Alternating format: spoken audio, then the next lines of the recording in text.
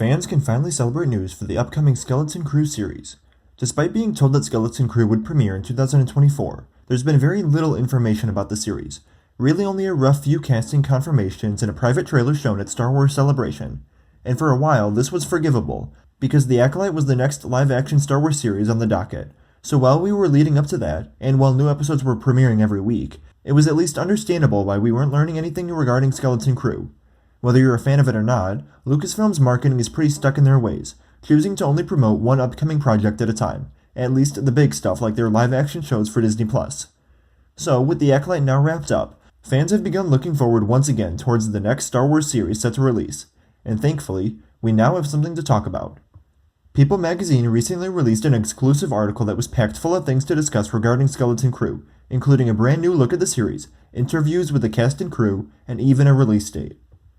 Set to premiere on Disney Plus on December 3rd of this year, the coming-of-age series synopsis reads, quote, "When four kids make a mysterious discovery on their seemingly safe home planet, they get lost in a strange and dangerous galaxy. Finding their way home, meeting unlikely allies and enemies will be a greater adventure than they ever imagined." The cast includes famed actor Jude Law as Jad Nanawud, Ravi Kabot Conyers as Wim, Kiriana Crater as KB, Robert Timothy Smith as Neil, and Ryan Kiera Armstrong as Fern. When asked about what Star Wars fans can expect with the latest addition to its cinematic universe, Law tells people that, quote, "The first word that comes to my mind when describing the series is joyful."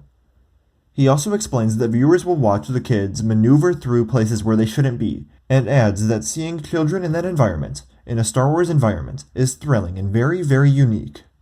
"It is a fun place to be, the universe of Star Wars," he adds, "and there are great references to old films in recent episodes and series. There's a lot of originality and hope that will bring the feeling of fun to those who watch it." In Skeleton Crew, Law tells people that he and his younger cast members are all in a constant state of confusion and jeopardy and challenge. He adds that the series is very much a piece about working together and overcoming fears and overcoming perhaps one's opinion and oneself, or one's own weaknesses in order to succeed. Quote, "I had a wonderful time making this with everyone involved," he says, of his time with the child actors. "Those four in particular who worked with me very closely were just great fun and incredibly professional, and I'm immensely proud to be part of their crew." Series creators John Watts and Christopher Ford share the same sentiments, and open up about the tight-knit bond Law formed with the kids on set. Quote, "Because he's with the kids all the time, he's also kind of felt like the co-director, co-producer with us, and he's co-acting coach, giving the kids tips, and they would look to him. He really became sort of a mentor figure to these kids as well," Watt recalls, and Ford adds, "And he didn't have to do that. He just did that because it was nice, and it would make things work great." Watts also reveals that the series will introduce a new droid named SM-33, who he exclusively tells people will be voiced by Nick Frost. "He's like a rusty old cranky droid that sort of reluctantly helps the kids along the way," he says, with a laugh, noting how fun and absolutely perfect Frost's contributions are. He adds, "The other thing about him is that he's the first mate of a mysterious ship." Not only are the inclusion of droids in any Star Wars project crucial, Law also says that versatile robots were an inspiration to work with.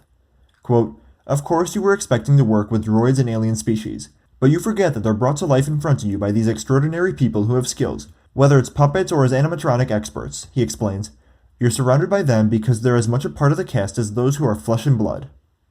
Watts and Ford also say that hover bikes were integral to telling the story of the childhood adventure, not only for the audiences tuning in, but also for the child actors involved. Quote, "They had little bikes and they were on rails, so they'd slide back and forth and left and right, so they could turn and bank," Watt explains, while Ford recalls watching guys in full green screen suits helping out in the background. In reality, it looks completely insane, and for the kids, the main direction was "stop smiling," because they were having so much fun, Watt adds.